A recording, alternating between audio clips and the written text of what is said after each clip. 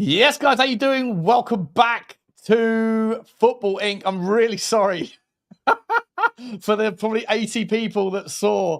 I was doing a live. I was doing my own recording for Spurs Talk Show. I had two StreamYard tabs open. One of them was for this show, and the other one was for my thing. And I pressed go live rather than hit the record button. And about 80 of you saw me go, "Wah!" And I went, oh no, wrong stream. See you later. I'll see you in half an hour. I hope everyone is happy and healthy doing the things they love with those that you love to do them with. Please do us the favors, guys, like you always do. Smash the like button, smash the subscribe if you haven't already. It's free to do if you are watching this and you want to participate in the chat. Subscribe button is there. Just hit it and then you get free access. You can unsubscribe afterwards if you want, but hopefully it will convince you to stay. Please also note the audio platforms are downstairs in the description. If you would prefer it on those things, we're over there on Spotify and Apple Pods and all that stuff as well, trying to grow those channels. Please let us know where you're from and who you support if you're new in the chat. Johnny, how you doing, buddy? How are you? I'm okay. All I can say is free Morgan Gibbs-White. Yeah, that's all I can say. Yeah, what's going on, buddy? Free him, mate. He's been held captive. He's been kept out, but been held captive somewhere, someplace, by some large gentleman. No, I think he's at Spurs Lodge. I hope you're all well and happy in the chat. See, we're very thoughtful. We thought we'd go at 1 o'clock before you tennis buffs tune in for the final. How thoughtful are we, eh? What's that? Is that Wimbledon? Alvarez versus Sinner. Sean's not very up on the tennis. He's more up on origami and Ludo. But no, he's no. But it's Alcaraz versus Sinner. It's going to be a great game, nearly as good as what this. Did you get those two? Where did those two pluck out of your brain from? Origami and Ludo. Just firstly, he's one of the best. I'm a Cluedo guy myself. It was Miss Plum in the drawing room with the wrench. Yeah. Well, we see Marinakis right in the boardroom with the contract and a penknife. Gee whiz. Let's start there, shall we, mate? Let's start there. It's all come out. The Athletic have put out a report saying essentially it's all a facade, it's all charades, it's all theatre. That he just doesn't want his fan base to think that, you know, we're not trying everything we can to get around our donut behaviour of putting a clause into the contract that, by the way, when it was entered into the contract, they were happy with the idea of him leaving for 60. But the fact that it happened when they thought that maybe Man City were going to pay about 80, oh no, boo-hoo, and now you're trying to cop block Tottenham's rest of our transfer strategy. It's pretty embarrassing from the big fella, isn't it? Yeah, I mean, look, I posted a clip today on Instagram of that incident where he ran onto the pitch, like remonstrating with with Nuno, like because of it was about the Awenu who clashed with the post and got injured, but I think it was more about the fact that his team was falling apart. What it said to me was, when I saw that, I've just taken myself off the register, right, so that we don't clash with the Champions League with Olympiacos and we get thrown out. And you have presided over a team that can't suddenly win a game, and now we're going to end up in the bloody Conference League. It felt like that was more about what it was.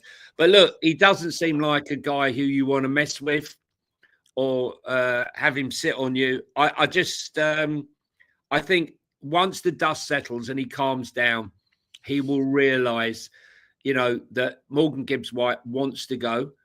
And that's it. Look, Morgan Gibbs-White, I heard, you know, the Sky Andrew conversation before on TalkSport.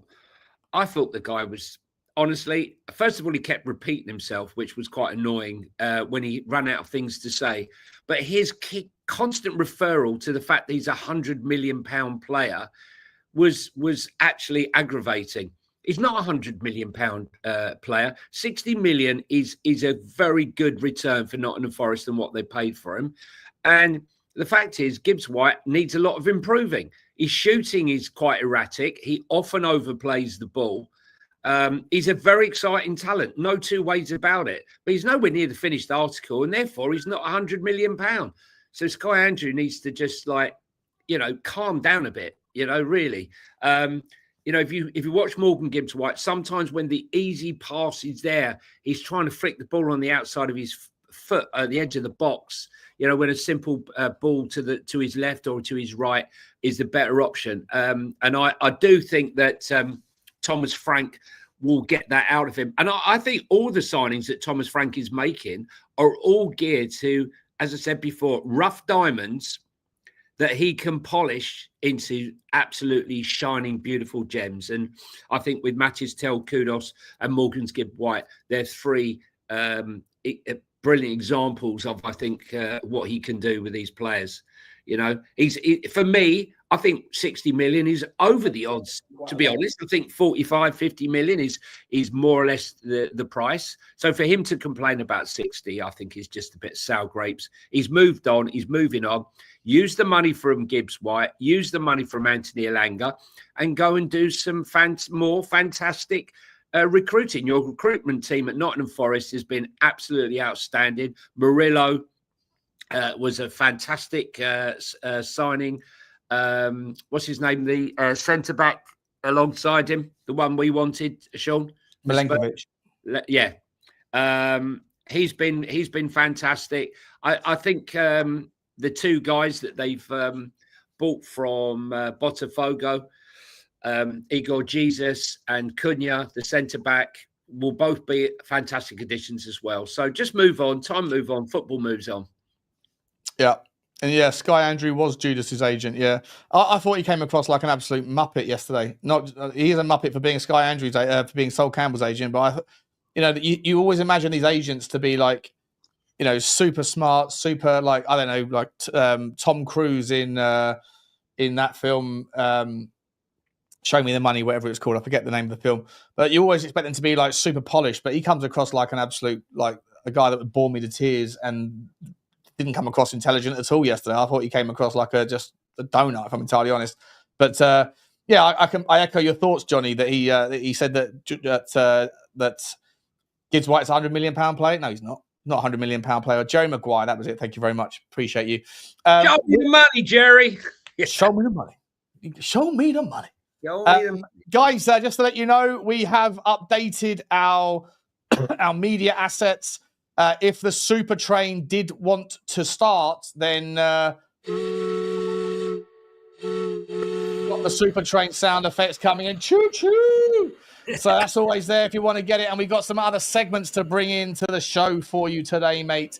I want to actually start right away, John. We're going to start with Tottenham Hotspur. And this actually is the first segment of the show. It's called the Cock Block segment because Yves Bissouma apparently is doing just that. Just when you thought your squad was getting proper, that player won't leave.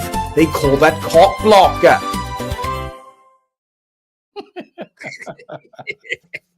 It's the cock block section. It's the cock block section of the show. Shout out to Drew Zilla, who actually gave me the inspiration for the Welsh accent on it. And then I went into YouTube and typed in cock block. And the very first video was a Welsh sheep, a Welsh ram smashing another ram out of the way so we could have a piece of the bird. Sensational stuff. This is the cock block segment of the show. Johnny, Yves Bissouma, cock block or correct?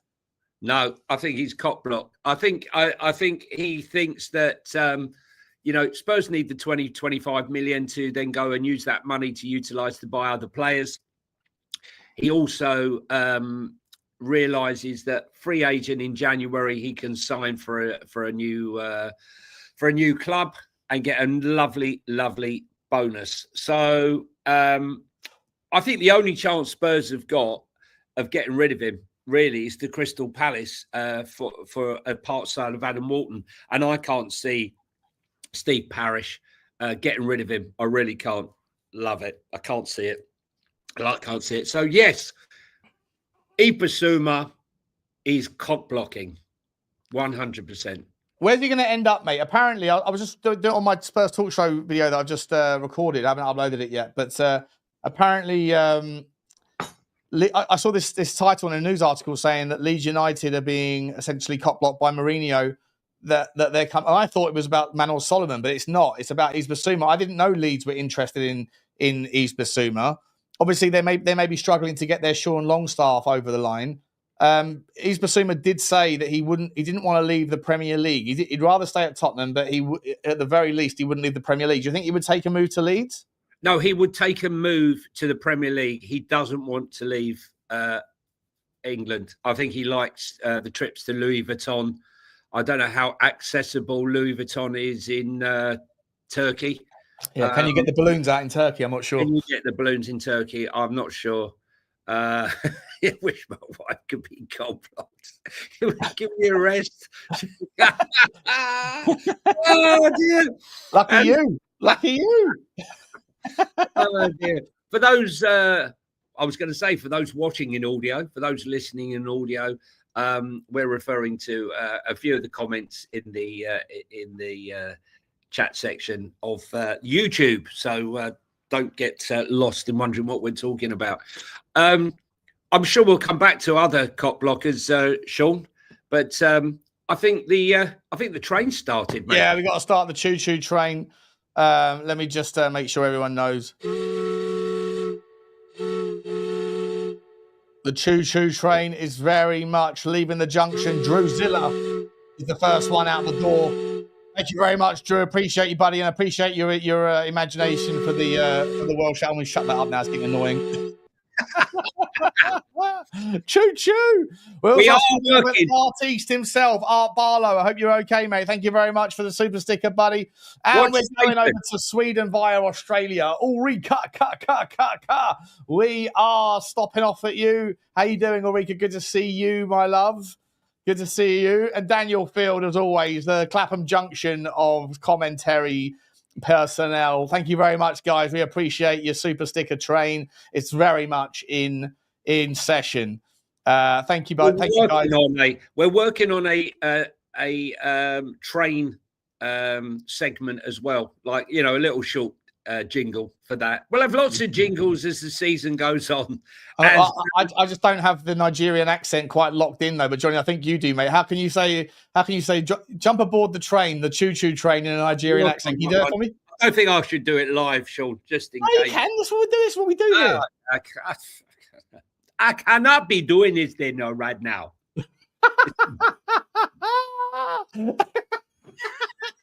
What is this choo-choo train? What is this? Right. Clapham Junction of Stuka Stipper personnel. Yes. There you go. Okay, we love you all. We love you all. There's 509 people here, guys. Please do smash the like button, hit the subscribe if you haven't already, and jump aboard the train. We are moving on, mate. Big story out of Chelsea. Donnarumma. Probably arguably top 3 goalkeepers in the game, linked very, very much this morning to Chelsea, having sold Kepa and Petrovic. They are looking to bring in someone. Are they going to bring in someone of his quality and then relegate Sanchez to the bench? Well, yes, but will Donnarumma actually want to leave PSG? That's the question. I'm not so sure, Sean. I think they might end up with Emi Martinez. I think that's maybe the more accessible. Villa really need to sell. PSG don't really need to sell. They're part of a success story. I don't think they need to sell. I think they'll try, but it's going to take a mega bid to get it. And why would PSG sell him? I mean, let's be honest. Even in those games, early games when they were struggling of PSG and their defense gave way, how unbelievable was Donnarumma? He was incredible. He really was incredible. He's Italian's #1 goalkeeper. He's probably in the top 3 in the world. I can't see it happening. He's agile and he's a unit, isn't he? He's like 6'5" and he's super agile, great shot stopper, good with his feet. Not much to dislike about him, really. No, I mean, the only other place I could think of Donnarumma going would be Turkey to maybe get a hair transplant quickly and then back to PSG. Other than that, I really can't see it at all, Sean. The interesting thing is, just quickly pivoting, is the fact that Manchester United, as Andre Onana, has been injured and expected to be out for several weeks. Now, this has thrown a real spanner in the works because Man United wanted to get rid of him. He said, I'm not leaving. And now they're in a situation where they've got an injured goalkeeper. Their backup goalkeeper is not good enough. So does that mean they might have to go for Emi Martinez? Or will Chelsea go for Emi Martinez? Therefore, would that leave Manchester United with an even bigger headache at the back with their goalkeeping situation? Their defensive situation is not great as it is, but their goalkeeping situation could be about to get extensively worse. Would that suddenly mean that James Trafford could suddenly be playing at Old Trafford, and they might actually have an auction on their hands? Because Newcastle have been trying to deal with Burnley for a few weeks now, and they can't seem to reach an agreement for James Trafford for him to go to Newcastle as backup or as challenger to Nick Pope. Maybe he'll find it more exciting to go to Manchester United or to a bigger club than Newcastle. I know Newcastle are a big club, but I can't see if Onana's going to be out for several weeks, and that's according to Fabrizio Romano. He doesn't want to move. Monaco were happy to take him and pay him the money, tax free. They won't take him now if he's injured with the hammy. So how exactly? So how does that? How does that pan out? I see. I'll be honest, mate. I think it pans out in a way that Manchester United are even in more strife because, if they were to, they go, well, you can't sell a player that's injured, really, can you? Because you don't they're not going to pass the medical. So he's now stuck. I don't think they're going to get any money of any real note for their second choice goalkeeper, Altay Bayindir. I think he's like rubbish, really bad. And now, so what are they going to do? Bring in a third goalkeeper, and Onana will be sold in January, maybe when he's fit again. But even then, when it comes to FFP and PSR, Manchester United, they've got the benefit of not being in Europe this year, so all they've got to do is worry about the Premier League stuff. But they haven't got the cash, mate. And at the end of the day, mate, this is where we bring in the next segment of the show. It's all about the PSR. It's all about the FFP. It's all about the loopholes. It's all about the money. It is all about the money, Johnny, at the end of the day, isn't it, mate? It's all about the money. It's all about the money. And, of course, Aston Villa need the money. They need to meet FFP and PSR. So, therefore, they must sell. And Emi Martinez seems to be the player who could likely go, with both Chelsea and Manchester United both desperately needing a goalkeeper. Because, as I said before, can't see Donnarumma going. So who is going to go? It's Emi Martinez or, for me, James Trafford. Those two seem to be the two that are sort of standout available. Mashing Joe actually is thrown in. The Croatian national goalkeeper, Dominik Likovic, is a free agent. He plays the ball with his feet like an outfield player.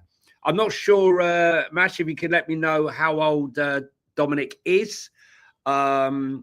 That's Livakovic. Yeah, sorry, I was like Likovic. Who's that? Livakovic. Yeah, he was linked to. He was linked to Fulham, was it? Or sure in late January. I forget who he was linked with. But Leeds United apparently are putting a bid for him as well. I'm just looking at it now. Okay, so look, the goalkeeper front is quite thin on the ground. So let's see what happens. Look, they will try to get Mike Maignan of AC Milan, but they've been rebuffed quite a few times, Chelsea, on that one, which is why you see them going for Donnarumma. They want stupid money for Mike Maignan. Obviously a good goalkeeper, but there's two clubs, as I said, who desperately need a keeper. Sanchez is definitely not good enough, in my opinion. Yeah, look, I think if Chelsea can get if Chelsea could get Donnarumma, and if Chelsea could go and get, they got Levi Colwill and they got Fofana as centre backs, and they're decent, but they're not world class. If they could go and get a worldie of a centre back to sit either side, one way or the other, right footed, left footed, ambipedal, whatever, I then really think that Chelsea have got enough about them to be able. They've got one of the best midfields in the game. They've certainly got now a lot more firepower up front.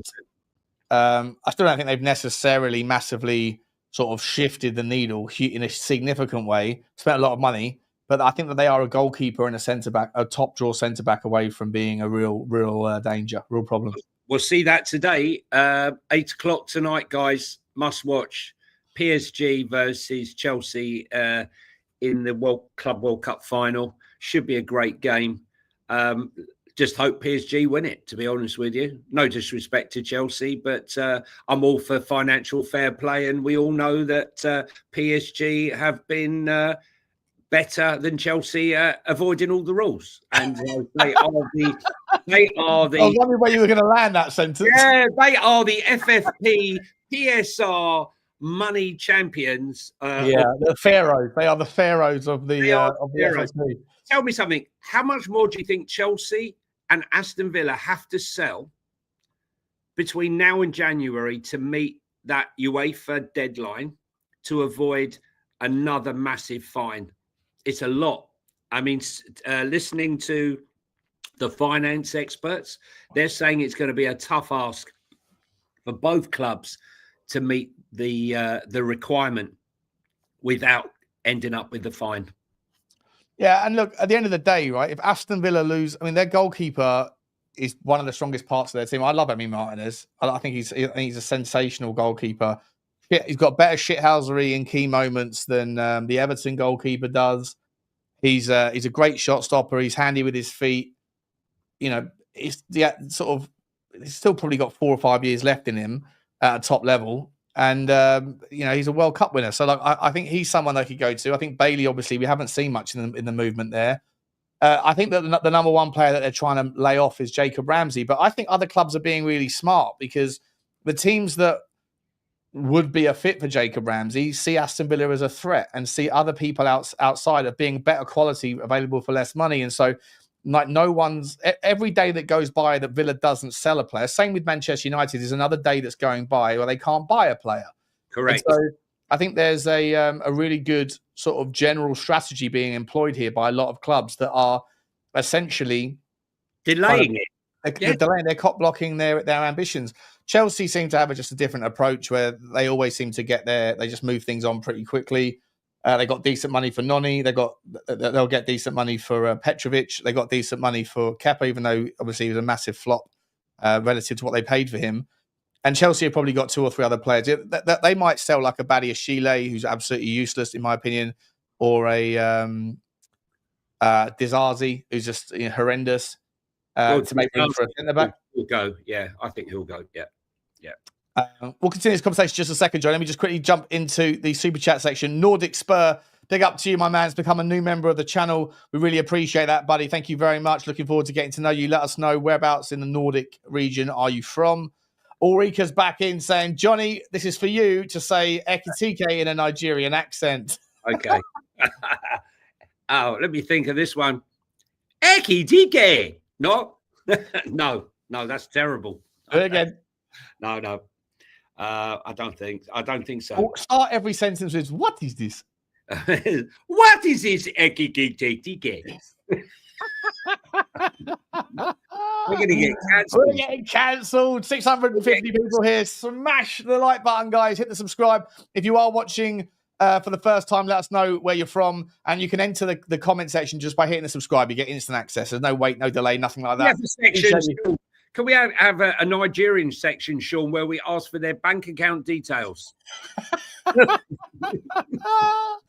going to precede the FFP section with what is your bank account details? We're definitely getting cancelled. Listen, we don't prejudice here. Any accent you want, we will have a crack at it. That's what we do here. Any accent we'll have a crack. It's not they won't all be very good, but we'll have a crack. And Blaine for 1 month saying, I picked the wrong day to build IKEA furniture. Sweating like it's the 94th minute of the Europa final. Smash those like folks. Big up to you, Blaine. Good to see you, mate. Thank you very much. I appreciate you very, very much. Let's talk a little bit about Gyökeres for a second. Morning, Atlanta, Georgia. Lordy. Living in Thailand. Good boy. It's good to see you, Phil. Good day to you.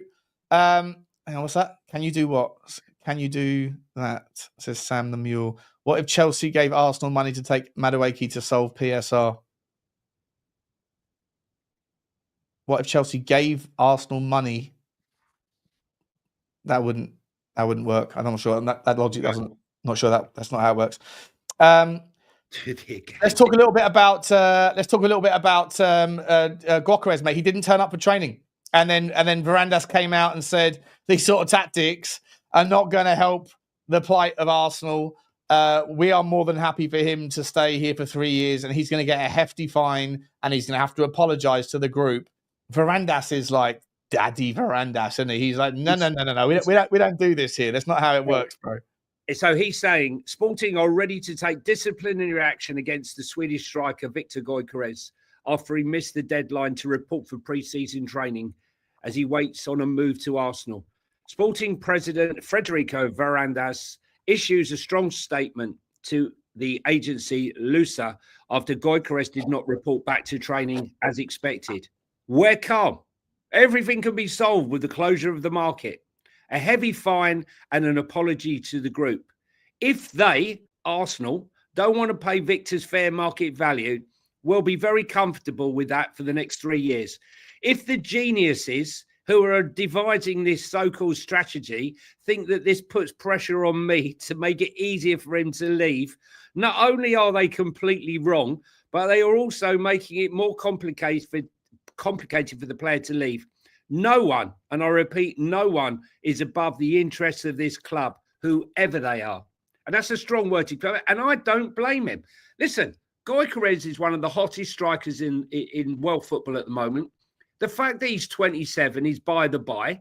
If Arsenal want him, that's the fee. Go and pay him. He's got 3 years left on his contract. I mean, Viktor Gyökeres saying, I only think about scoring and winning. It changes everything. The Premier League, question mark. I spent several years there without being able to play a single match. So, of course, it's something I'd like to do. It would be great revenge to go there and start scoring goals. I mean, listen, I'll be honest with you.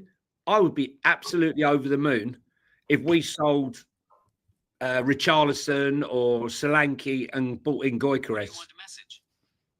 I would be over the moon. Sorry, my watch decided to start talking to me. Funny, Siri, isn't it? They've been working. I think the problem is, mate, and I think we have to absolutely just remember that it doesn't matter what your ambitions are. It takes 3 parties to make a deal work. The buying club has to be willing to pay the money. The selling club has to be willing to receive the money. And the player has to be willing to leave. And unfortunately, we're seeing this all over the place right now. Not to sort of do this until we're long in the tooth, but there is a hell of a lot of cop blocking going Just on. when you thought your squad was getting proper, a player won't leave. They call that cock blocker. It's cop blocking. Varandas is cop blocking Gyökeres, but I think he's got every right to. Richarlison is cop blocking Tottenham. If you want to go and step in and give, just imagine if Tottenham went. Like, actually, I want to posit this to you right now because I mentioned this in the last video. They're not forcing. Spurs aren't forcing him out yet. If they've asked him to go and he's not going, then that 100% is that. Yeah. Is there not so Tottenham Hotspur are currently linked? Even George Bannister's come out and said that Tottenham made an official approach with Adam Wharton, right? But if Palace want £80 million for him, obviously, I know it's not our money, so why do we care? But the reality is that if we have the money, if we literally do have that much money where we can go and do Kudus, a Gibbs-White, and a Wharton in one window, don't get me wrong, I am more than happy, and I'll take that. I'll take that if Romero stays. I'll take that as a sensational window. I'm not going to ask for any more. It's 9 out of 10 stuff for me, but £80 million is a hell of a lot of money. And if you have that money, then could you not make the argument that if whatever the investment is, whatever that looks like, whether it's, a drip feed, then for £20 million, you can go and get yourself a Douglas Luiz or a Polinia. And with the other 50, you could put that together with some other money that you might be able to get from selling a Solomon, selling a, Ash Phillips to Aberdeen, selling whatever. and then go and get a Gyokeres, would you rather have Gyokeres and Polinia, or would you rather have Richarlison and Adam Wharton? Yeah, I mean, listen, you're using Richarlison, but we could also use Bissouma or others. But for me, I would rather have Douglas Luiz and Gyökeres than I would Adam Wharton and nobody. Same. Yeah. I think at what price point is Adam Wharton value, and at what price point is Adam Wharton robbery? I mean, listen, I wanted Adam Wharton before the November, before the January when Dougie Freedman signed him, but I never thought he would progress to the state from that January to the summer where he'd made the England squad. But he's a fantastic player. But again, we've just left the station. Daniel Field back at Clapham Junction. Just a reminder, we're going back. We're going to Clapham Junction. I hope he doesn't mind being called the Clapham Junction. Sensational stuff. I think. Thank you, Adam. That's right. Thank you, Daniel. I appreciate you, mate. Very cool of you. Very cool of you. I think, in all honesty, that I've lost my. So it's about Adam Wharton. So Adam, I know you wanted Adam Wharton a long time ago when he was 20 million quid, but he's now 70, 80. It's too much. What I'm saying to you, Sean, is I think, here's a player like Gibbs-White, like all the others that we're signing, who have massive potential but need a lot of polishing. And, I'm happy to pay that for a player that's more finely tuned than he is right now. Listen, winning the ball, absolutely fantastic. Picks up the ball, wins the ball, very aggressive delivery of the ball forward. But look at his FFP stats, and they're quite disappointing. He has lots of elements of his game which need improving, but there is no doubt that he's a very talented player. But again, I feel his value is more like, I don't mind paying sort of 45, 50 plus add-ons. I think that's very reasonable. Or a percentage of the sell-on. Should he go? For his age, there's a good chance that he will move on again. But not 80 million. We're dealing with Steve Parish, right? That's the problem. Do you think that Bissouma would be someone that would be willing to go to Crystal Palace? Well, only Bissouma. That's what I was saying before. Only Bissouma, I think, be ready to go. What do you mean? Sorry. Would be swap for Wharton. Well, yeah, I mean, obviously, like a separate deal or whatever, but essentially, you get Wharton coming in, you do 40 million, 50 million plus Bissouma in a nutshell. You think Bissouma will be okay with that as well? Yes, I think so, because he'll be in the Premier League. He's got some fellow Africans in the Palace squad, Mateta and others. So, yeah, I think that's the deal. He stays in London. He likes London. So, Samuel says, Sean, stop trying to get rid of players you don't like. He's always done. I don't dislike Richarlison. I just don't think he's of the level we're trying to achieve. If we have ambitions to win Champions League and Premier League, Richarlison's not that guy. He's not a fan. He's not a fan. I was never a fan of the player. The person, I think, is incredible. I love his emotion, his heart. I love all that stuff. I love the fact that he's fully coys, even when he's on the bench and he sees us getting a goal scored by a competitor for him for his place. I love the fact that he celebrates like a fan. I've not a single issue with him as a person. I just don't think he's well-rounded enough as a player to play at the highest level for me. And I said that before he came to Tottenham. When he was linked to Tottenham, I said, "Oh, please no, don't let this be true." And so, like, I'll just being genuine about that. But by the way, there's other players I absolutely see the back of as well. Like, I don't think that Solomon's up there. I don't think that. I think that we should be letting Sonny move on as well. It's not a disrespect. It's a thank you next. That's all it is. Talking about not blocking, but talk about slowers, and Manchester United still remain in active talks. What does that mean, Sean? Active talks. How long can you be in active talks to get Brian Mbeumo over the line? I mean, this is one that looks like, if you haven't actually gone back to them for the last 2 weeks. I mean, are they saying, "Look, guys, we're coming back. We're trying to get a few quid back together, and we'll come back"? Listen, it's obvious that he's desperate to go there, Brian Mbeumo. Whether or not that's the right move for him or not. I'm not sure, but obviously, maybe growing up as a kid, he looked up to Man United, and that for him is the move. I could think of better clubs for him to go to right now, although I'm sure, although a lot of people think Ruben Amorim is not the man. I think he's a very good coach. He was in my top 3 to succeed Conte when he left. Slot was 1, and he was number 3. But look, we shall see with that one. But that one's meant to be going. Newcastle, Sean, have rekindled their interest in Eintracht Frankfurt's French forward Hugo Ekitike. See how it rolls off the tongue when you say it enough. No problem at all. Well, I don't do the Nigerian accent now. It just flows off. He hopes to beat Liverpool to the signing. I can't see. Can you see if he had the choice about going to Newcastle or Liverpool? That would be an issue. The problem is there is an issue all the way down the line. We've still got the issue going from Victor Osimhen to Darwin Núñez to Ekitike to Liverpool. That triangle there, one needs to go down, one domino needs to fall to make the other two possible. Because I can't see Liverpool not wanting him. Interesting that Newcastle would like, if they can't sign Ekitike, is for him to go for Ollie Watkins. Now, I don't know if Aston Villa are trying to sell anyone to try and get their money down. But Watkins is 29, not sure when he's 30. How much they're going to get for him?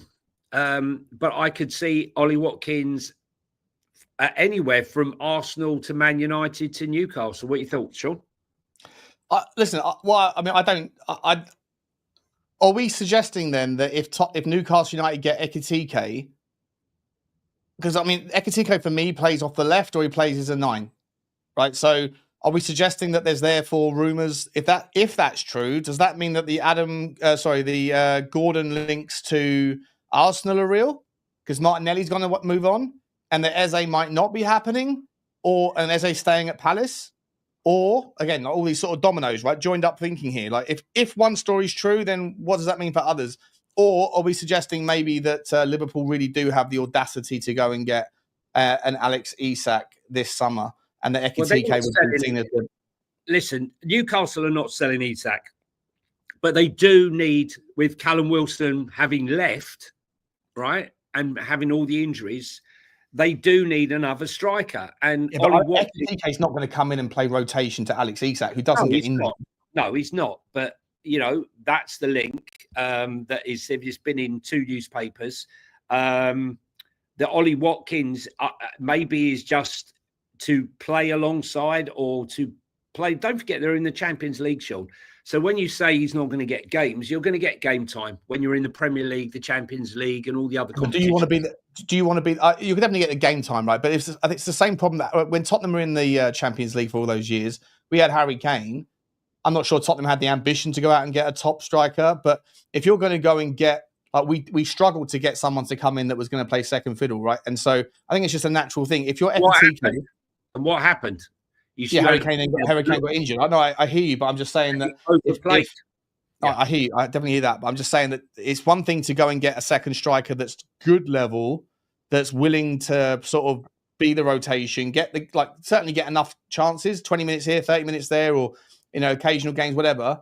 But if you're Ekitike, who's an £80 million top tier level, we're talking about tiers of transfers here. He's a top tier transfer. Does he want to come in and share the minutes, or does he want to go and be the main guy somewhere? Listen, I think Ekitike is a Liverpool player. The only thing is Liverpool right now need to sell Darwin Núñez. There's lots going on there. Bayern Munich are still really interested in Luis Diaz. Liverpool refusing to sell him, understandably, with what's happened, unfortunately, to Jota. They need to replace Jota, sad as it may seem to actually even be talking about such a thing. Ekitike fits the fluid attack line of Liverpool, I believe. But I do look, it's obvious that Newcastle need to replace Callum Wilson up front. It's as simple as that. Isak was injured quite a bit last year as well. He had quite a bit of time out. So I don't know. It's a hard one for me. The other one that sorry, James, real quick. We've got to pick up some super train stops on the junction here. Got to pick people up. First and foremost, Drew Zilla says, I'm here for the jingles first, accents second, and obviously content third. Smash the likes, everybody. No other show like it. Appreciate you, Drew. We love you, my man. Choo-choo. Thank you very much, Drew Zilla. Daniel Fields come in with a super stick, a super train. Once again, we're back again at Clapham Junction. And again. I've actually figured out a way to see what these super stickers are. So we've also got Blaine's coming with a super sticker. So Daniel Fields, he's put one with an emoji with sunglasses, looking real super cool. Can we put them up, Sean? Can we put them up? I can't put them up on the screen, but they can be seen in the chat. Okay. We've got one with a diamond, like a picture of a diamond, an emoji of a diamond. We have Blaine TV, Blaine Super Spurs with a picture of spoiler alert. And then we got Daniel Field also doing an emoji, like scratching his chin. Not sure what we're talking about potentially. There's a couple others as well. I don't know. Actually, have I gone as far as I can? Oh, there's one with money. He's got another emoji with dollar signs. Thank you very much, guys. Really appreciate you all. The super sticker train. There's the train's down, Sean, as we leave the station, mate. It's only right. 100%. 100. Sorry, John. You were about to say you got another story for us. Yes, I had another story. There's one player, or this is multiple clubs actually. There was a player who's been touted around the Premier League now. He'd like to return to the Premier League. He was pictured this week, early part of the week, at Wimbledon, sat next to James Madison. And his name is Conor Gallagher. Now, he's been linked to Newcastle. He's been linked to Spurs now. And he's been linked to a couple of other clubs. Now, I'm not sure how much Atletico Madrid would want for him to go. But this is a player that definitely can handle the Premier League. That's for sure. What sort of money do you think... is that a player maybe Man United could go for? Who's the player? Sorry, mate. I didn't catch it. Conor Gallagher. Is he a player Man United would go for? No, I don't think so. I definitely need him. Look, it depends on what you see Conor Gallagher. He's a bit of like an everything guy, isn't he? I don't really know. I think he would fit really well. He was at Palace, wasn't he? He was at Palace, right? Maybe they could use some of that money to go and get him back in there. That'd be a lovely little signing for him. Look, Conor Gallagher played much further forward than he did under Pochettino. Pochettino made him captain, right? Let's not make any bones that this is a crap player like some people seem to make out. He was a captain for Chelsea. Before that, he was on loan at Crystal Palace sensational, yeah. And he was absolutely fantastic. But what he was scoring goals for fun, but he was playing much further forward as a 10, right? At Chelsea, he was playing much more of a sort of more of a defensive role, and I think he's a good player in the right hands, in the right system. The thing is, the fees. When you look at the fees being charged for players in this country, maybe, just maybe, getting him out of Atletico Madrid will seem cheap in comparison to some of the other players that are out on offer with his experience and his age. It's just which club will take him on. Well, I certainly think Tottenham need him because Morgan Gibbs-White, for me, is an improvement on a Conor Gallagher who can play a bit in the 8, play a bit in the 10, can play a bit forward. He's got that tenacity. Similar sorts of players, like just bulldogs that just run around and get stuck in and just that sort of fight, that tenacity, that guile, that kind of, that like, it's a little bit crass at times, but just like that feisty stuff. He's got it in him. I really do like Conor Gallagher, but if Tottenham have got Morgan Gibbs-White, then it won't be Tottenham. Maybe Nottingham Forest would be a good spot for him to go to. I don't know, that maybe they could get him done for sort of 40 million quid or something. You know, if that's the price, it'd be a really good deal for him. Yeah, exactly. And then actually have 20 million left over to go and replace Anthony Elanga. So, every cloud has a silver lining, right, Sean? 100%. Look, there's players out there. He's on a lot of money. He is Aussie Mandias. Yeah, he's on a lot of money out there. That's 9 million quid a year. So that's too much for Forest. But can I just say, sorry, 180 million. Sorry to interrupt, Sean. That 180,000 a week. In terms of some of the wages that are being played out there at the moment, I mean, Timo Werner was at Spurs last year for 170 grand a week, and it was absolute daylight robbery. Absolute joke. There are many players in top teams earning 250 plus at the moment. So I don't think for certain clubs that 180,000 will be insurmountable, to be truthful with you. It's just which club will he go to? Because obviously with the World Cup coming up, Sean, I think he'll want to be in the eye and be under the eye of the New England manager. So I can understand, and I think that that's possible that job would go. I saw that Michael George has said in the chat there, Gallagher swap for Romero. Well, it's never going to be a swap, and I can't see the club doing it. But you can see we don't need him anymore. We definitely don't need any more 8s. Definitely not, or 10s, whatever you see him as. He's not a 6, in my opinion. Mate, loads of stories breaking out in on the Twitter sphere. For European teams. Fabrizio Romano has just dropped a little while ago that AC Milan have agreed terms with Pietro Terracciano as their new backup goalkeeper. 2-year contract ready to be sealed as soon as Atalanta will get Marco Sportiello deal done, with talks underway. Does that increase the likelihood of Mike Maignan leaving AC Milan? He's a backup goalkeeper. He's a backup though, Sean. That's the problem. I'm not sure who AC Milan's actual backup goalkeeper is, or if he's already been sold this summer. So I don't know. Not sure. We got one from Juventus. Juventus have offered Manchester United £8.65 million plus bonuses to take Jadon Sancho off their hands. Bearing in mind he's only got 1 year left of his contract.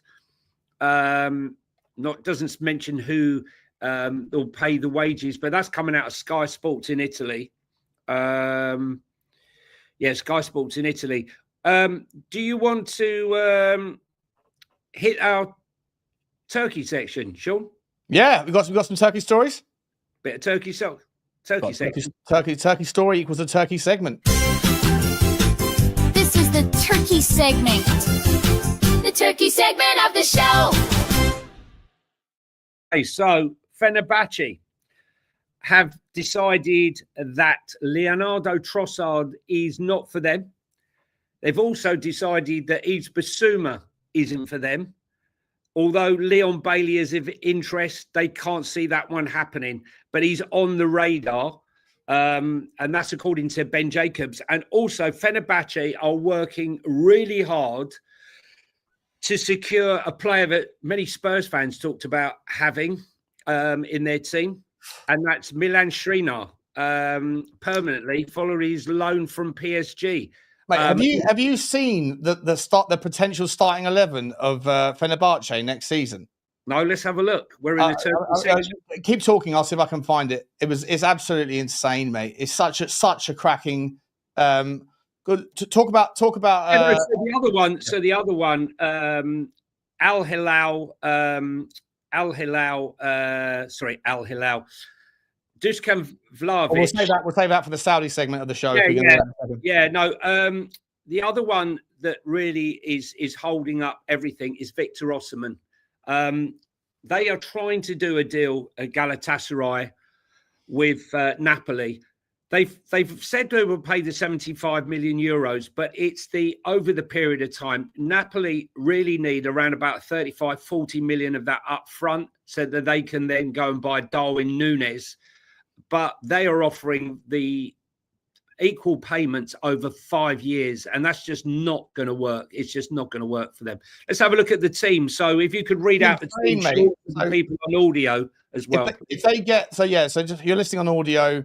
I've got a projected Fenerbahce team to work under Jose Mourinho next year. This is if they sign all of their targets. A few of these are already in, right? But some of them are not. In goal, you've got Livakovic. We spoke about him a minute ago. At the back, you've got Milan Skriniar, Diego Carlos, Mulder, and Archie Brown. Archie Brown, English guy, left back. Mulder, right back. And midfield three, obviously, we've heard today that there's no talks with Bissouma, but he's in there. This was made yesterday. Bissouma, Fred of United fame, and Sebastian Szymanski as a 10. And then Leandro Trossard, Marco Asensio, and John Duran as a front three. I tell you what, mate, I'm not sure if Fenerbahce are playing in the Europa League. I think they are playing in the Europa League next season. That's a start. If that was to be something like the finished article, like if that was to be something, and maybe there's other, like, Bissouma doesn't drop in, they're going to get someone else, no doubt. But that's a terrifying front three, isn't it? For Europa League campaign. Well, for the Europa League, maybe. Looks, and Asensio had a fantastic cameo for Aston Villa in Europe. He kept coming on and banging in the goals. So from that point of view, I thought the funniest part of all these stories was Brown's story, the signing of Brown, when he got to the airport and there was 2 jets waiting for him. If you've been missing it, one for AC Milan and one for Fenerbahce, and he decided to go to Fenerbahce after a phone call. I'm not sure who called him, but how often does AC Milan get cop blocked by Fenerbahce? Not very often, Sean. Not very often. Something's going on, mate. That phone call must have been, come to Turkey. I promise you, things are going to be very different around here very, very soon. And we're starting to see it, right? The 3 teams in Turkey are just like, they're spending well beyond their revenue streams. Well beyond their revenue streams. It's madness. One generational genius, talking about AC Milan, one generational genius. They've already received approval, AC Milan, from the lawyers for Luka Modric to sign that 1-year deal. His medical is booked. How do you do a medical on a 40-year-old? I mean, what are you comparing it to? Find out if he's got life insurance. Find out what his pension plan looks like. Do you smoke? Have you been drinking too much? Do you take regular walks in the park with a dog? Yeah, not the same. Not the same. Listen, there is a story out of Al Hilal, mate, with regards. There's a couple actually with regards. First of all, a Serbi, and second of all, more. Let's do the section, buddy. We'll do the segment.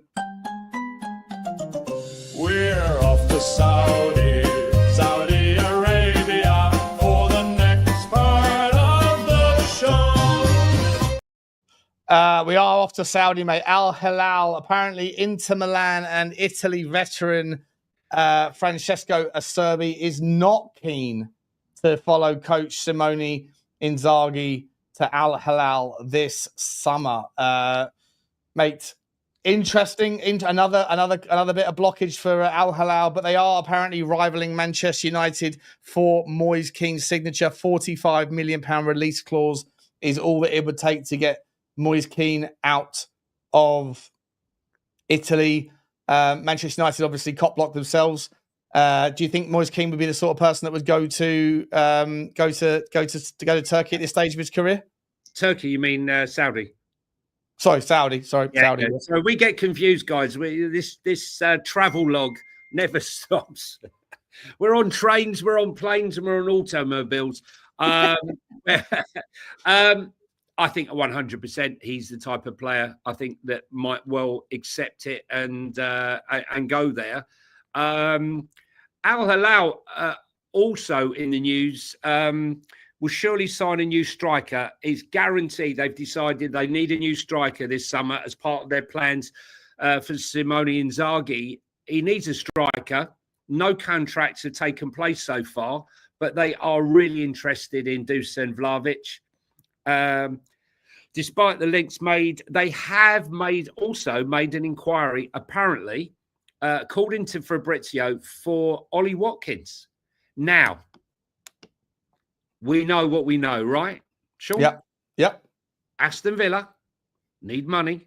Aston Villa breaking FFP, PSR.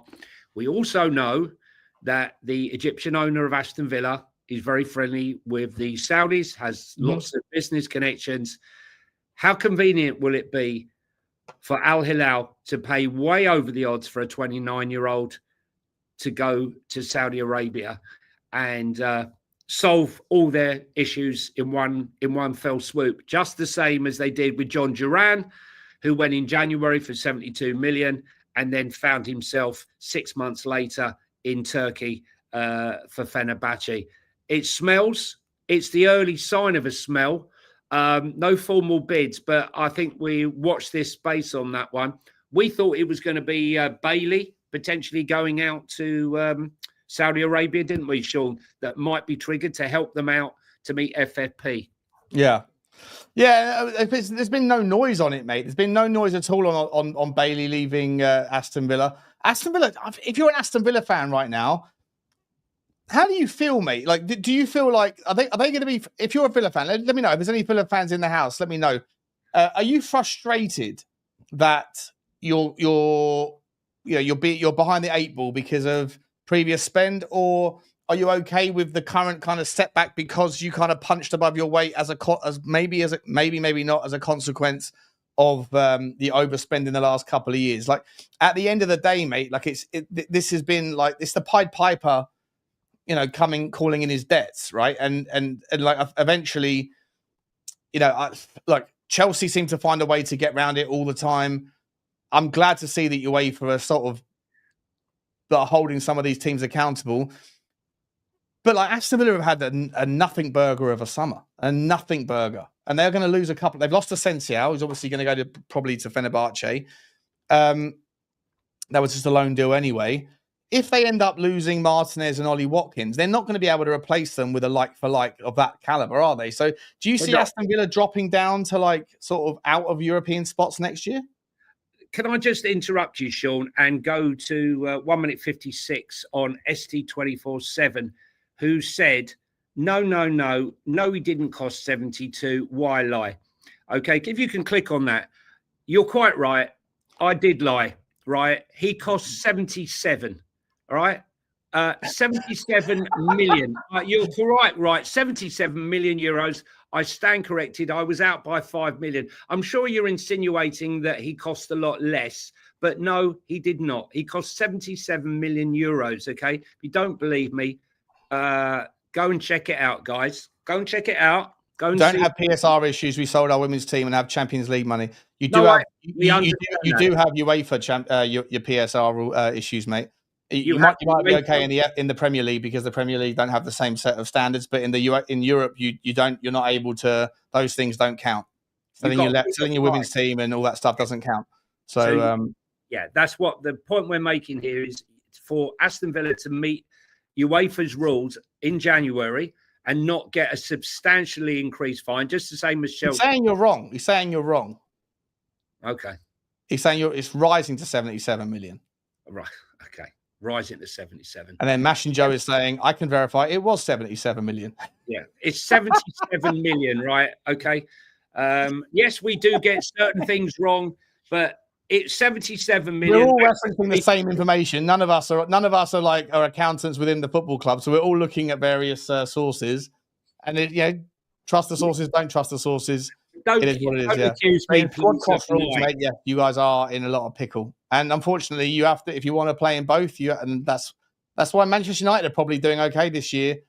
Eventually, they'll be okay because they haven't got to worry about Europe. But if they were in Europe as well, they'd be even more in a pickle than they were before. On a happier note, in a happier room, without the people being pedantic, right? It's a happy space. I hope you're all happy in the room. And please, if you're here, please hit the like button. Really helps the algorithm. Your support has been absolutely fantastic. Couldn't have done it without you. And if you're here for the first time, please hit the subscribe button, and it will let you know when we're going live, because we could go live anytime from 9:30 in the morning to 9:30 at night. But you are going to get a video every single day, guys. So every day. You'll have something else happens. But quickly, Everton have opened talks with Juventus for Douglas Luiz, according to Rudy Galletti in the last hour that's come out. Galletti, who works for Tribal Football and Team Talk, but he is someone that's, I don't know, he's a little bit, he's wrong quite a lot, but he has said that Everton have opened talks with Douglas Luiz. Douglas Luiz been offered to everyone, mate. But I think Douglas Luiz is better than Everton level, isn't he? Look, I think he's a very good player. I think a lot of people are forgetting the player that was Aston Villa. Aston Villa, I absolutely love watching him. Aston Villa got very big fee for him. I announced the fee, but no doubt I'd be corrected. But I think they're looking at the performance of Juventus last year, where it wasn't brilliant. He had his injuries, and yes, he didn't perform to his maximum. But then again, you could say the same about Spurs with Mohamed Kudus. You know, he had one great season, and then his second season was poor. 5 goals, 3 assists in 32 games. It's not really the sort of performance you'd expect a club to come in and pay £55 million for. I think wherever he goes, will definitely benefit wherever he lands. He will be a benefit. David Moyes will have a team that will be extremely hard to beat this season. Make no bones about it. New stadium, fans will be rocking. I think they could surprise a few people, being tough to beat. I'm not sure about up front. I think they need a top goal scorer. But they're a big club, Everton. They are a big club, and I'm sure the new stadium will help them get back to where they should be. We want the big clubs. We want a competitive Premier League. That's what I want to see. You know, maybe 10, 15 clubs all killing each other. Yeah. Yeah, 100%. Couple more stories for us all to get through here. West Ham on the sale again. They've told Roma they are looking to sell Nayef Aguerd, the centre-back, and will not let him leave the club on loan. I'm sure that I've just seen Roma a little while ago signing a centre-back already, so this might be out of date. Can't remember if we spoke about Roma this morning. I'm sure I've read it somewhere that they're already going in a different direction. Interesting, though, that West Ham really are under the cosh to get that money back. Yeah, maybe even on that basis, if they're already still looking to sell another one to get that loan covenant paid, then maybe Tottenham didn't pay a significant amount of the money up front. After all, be interesting one to find that one out. We shall see. Did you see the story about Andy Carroll? Yeah. Now, so this is what. Are we going to see Dagenham and Redbridge playing alongside Manchester City in the next 5 years? They're owned by billionaires as well now, aren't they? Yes. So Andy Carroll of aerial fame, Liverpool, Newcastle, England has taken over with a consortium, Dagenham and Redbridge, with a Qatari consortium of billionaires, and they want to make Dagenham great again. Well, they have make Dagenham great. Yeah, I know. Great again. Great again. Pushing it.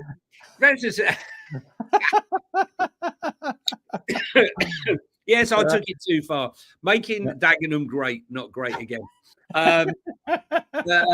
Yeah, so that one's going to be a story to run and run and run. I'm sure the press will be following that one. Obviously, Andy Carroll, the character that he is, and they'll be probably delving in to find out who these owners are. They had a kit reveal, they had an Andy Carroll reveal, and they had the Qatari reveal. Imagine that if you're a Dagenham and Redbridge. You know what, mate? Actually, whoever like that, Dagenham and Redbridge, I'm not sure they're paying their admin, their YouTube admin or social admin as much as some of the Premier League clubs. But I thought that was a cracking reveal, to be entirely honest. I thought that guy, whoever's done that, probably some 17-year-old local lad who's doing that. I mean, he's got a drone out. He's probably had to record the whole thing himself of the cut, like the thing flying out of the tunnel over the stadium. So fair play to you, mate. You're probably a child, and you've done a really good job there. Up there with the Premier League reveals, to be honest. No, I think for me, you know, the romance of the lower leagues, and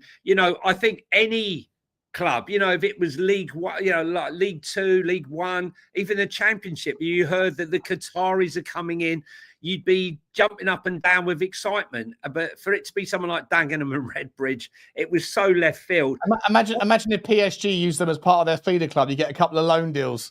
the club for me that needs taking over, which is the sleeping giant, who was a big club when I was younger, is Sheffield Wednesday. They got a huge fan base. You know, they are there. They've gone through absolute trauma over the last few months with that horrendous owner who hasn't paid anybody. He's fallen foul. He's gone missing. It's been an absolute disaster for him. Anyway, from one disaster club to another, let's talk about Arsenal. Arsenal have made progress in the discussions with 18-year-old English midfielder Ethan Nwaneri, always get it. Yeah. Over his new contract. Listen, I think his agents have been very clever using Chelsea to Chelsea's interest, or so-called interest. Well, it was legitimate interest to drive up the value of his contract, and I think that they've done a fantastic job. I don't think he was ever going anywhere, to be truthful. The Dagenham and Redbridge fan in the house. Love that, John. Love that, mate. Wowzers. That's so random. That is so random. Fantastic. Great. You are massive. Your chairman. He is your chairman. I'll shake the jam. Hey, shake your money. We buy a few players. Yeah, I mean, now maybe we could get Yves Bissouma. You could get Yves Bissouma. You can actually form the cock block 11 now. There's plenty of them available. There's play for Nathan McCreary. Good to see you from the USA, mate. Don't be worried about being late. Nathan, good to see you, mate. Good to see you, buddy. See you. No problem being tardy, mate. No problem being tardy at all. Absolutely insane. We got a Dagenham guy. We speak about Dagenham, and then they arrive. Speak of the devil. Right, who else have we got here? Okay, so we've also got interesting story. Look, Bayern Munich normally always get their man. They didn't get Florian Wirtz. They've sold Sane. They sold Matthias Tell. They're not sure now with the injury, the terrible injury that happened. So who are they going to sign? Now, they've been linked again with Christopher Nkunku. I'm not sure, Sean. They can't get Luis Diaz because Liverpool refused to let him go. So do you think they would bother with a 27-year-old? Are they interested in Nkunku purely because they saw how he performed at RB Leipzig before he went to Chelsea and figured, well, here's a guy that we can get in, and can do the business in Germany and solves a few problems for the now. It seems to be, but I can't see them paying the fee. I can see them maybe taking him on loan. What do you reckon? Sorry, mate. Who are you talking about? Yeah, Christopher Nkunku. Good to see you paying attention. No, sorry, I was looking at the chat, so I was reading a chat. Sorry, mate. Nkunku is look. I mean, he smashed it, mate. If you can get the version of him that when he was at Leipzig, if you can get that version back, his injury problems are behind him. At 30 million quid, he's an absolute bargain. I promise you, really wouldn't be that upset if Tottenham Hotspur signed him, as long as we knew that his injury problems were behind him. But I think he is a top draw player, and I don't park him in this kind of like Timo Werner ilk of like a player that does it in one stage. There is obviously a massive step up to the Premier League, but Nkunku has the minerals, and he scored quite a lot of goals for Chelsea in the few minutes that he had relative for his like goals per minute ratio. I do not think that he is a problem at all. And I think if he does go back to Germany, you'll see his name back up. He'll be a real threat. You wouldn't, if whoever gets, whichever team, if he goes to Bayern Munich, if he comes on the pitch as a sub, you're going to go, oh, there's a problem there. There's a problem for the other team. He's a really, really good player when fully fit and confident in his body.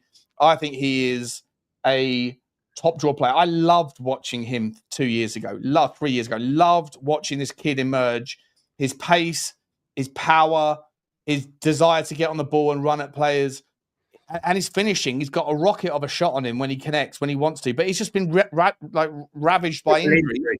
And then he's now playing in a team that just doesn't have any patience to give a player a bit more time. I think I'd love to see him have don't leave the Premier League. Go to a Brentford. If they lose Nkunku, go and get him.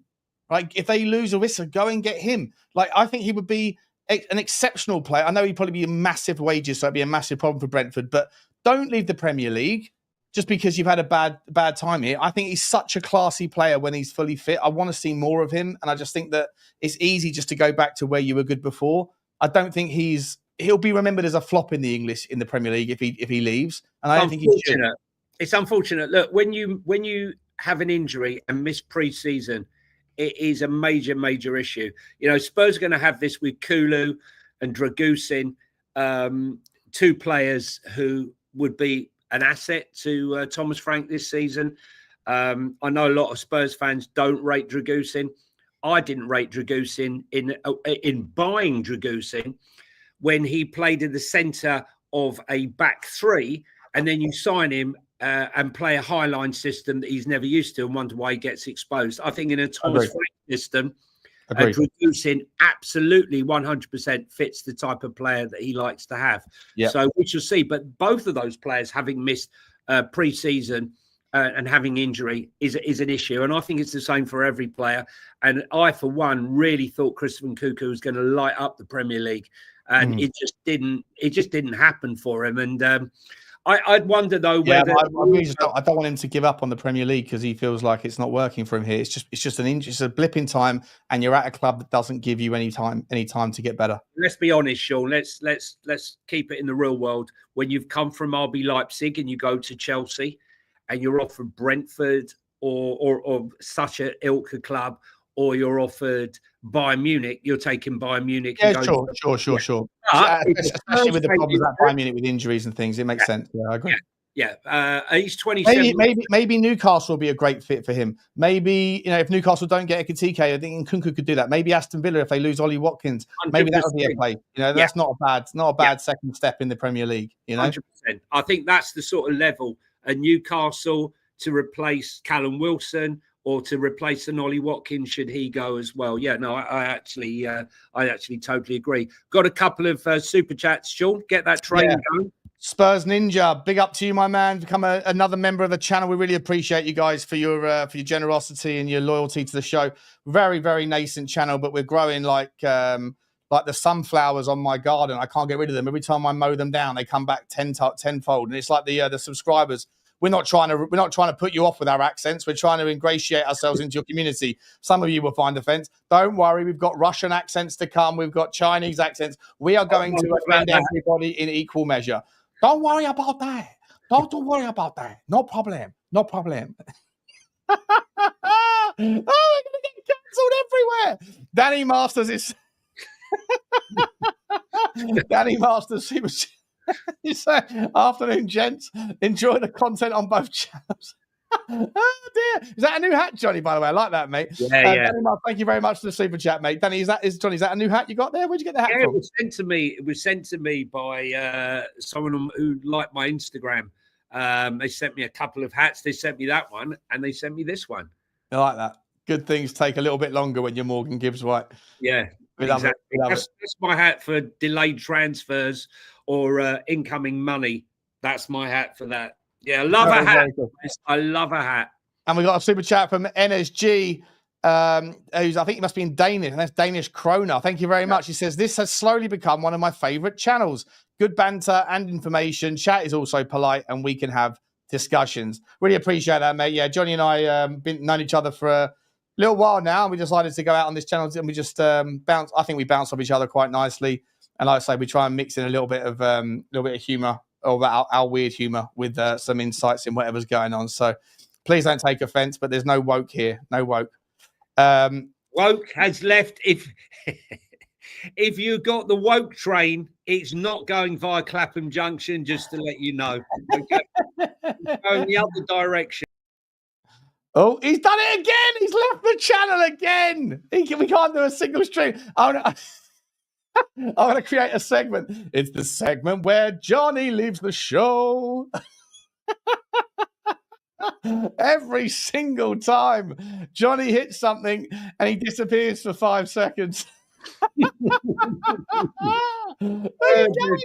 Where do you go every time, Johnny? I don't know. Listen, I think it was maybe your Chinese accent that might have Maybe they thought it was coming from me. Guys, if you're here for the first time and you're here from Dagenham and Redbridge or farthest, darkest Peru, as we've had some in, we've gone from Peru to Dagenham to the USA to Denmark to Norway. Fantastic, guys. We're absolutely loving it. We're going global. We really enjoyed the channel, guys. I think we're pretty much done. We've been doing for 75 minutes. It's a good time to finish, is it? Yeah, I think so. And listen, guys, hit the like button, hit the subscribe button, and we're here every day. Tomorrow morning, Shawnee, I have some duties to do, so we'll probably go tomorrow afternoon late, if that's all right with you. Should be. Yeah. I'll check in with you. But Pew, Pew, Barley McGrew. All good, Gibbs-White. Very good. I used to watch that. Trumpton. Thanks, everybody. Please do smash the like on your way out. Smash the subscribe. If you are listening on audio, if you want to listen on audio, links are in the description. We are trying to grow those things as well. So if you do your podcast thing, then find us on Spotify. Football Inc. is the name. And on Apple as well. And if you can, please leave us a review. 5-star would be sensational. We will see you guys tomorrow. But thanks, everybody. And if you are a Tottenham fan, then I have dropped the video with the latest updates over there. At some point during the show, it went live. So please go and check that out as well. It's goodbye from me, Johnny. Sheldon, before I go and say the usual, should we have a dropout section? It's been suggested. Yeah. Johnny Copperfield leaving and coming. Where's the rabbit gone? Oh, there he is. Coming with Green. Drew, Barney McGrew, Cuthbert, Dibble, Grout. I think that's it.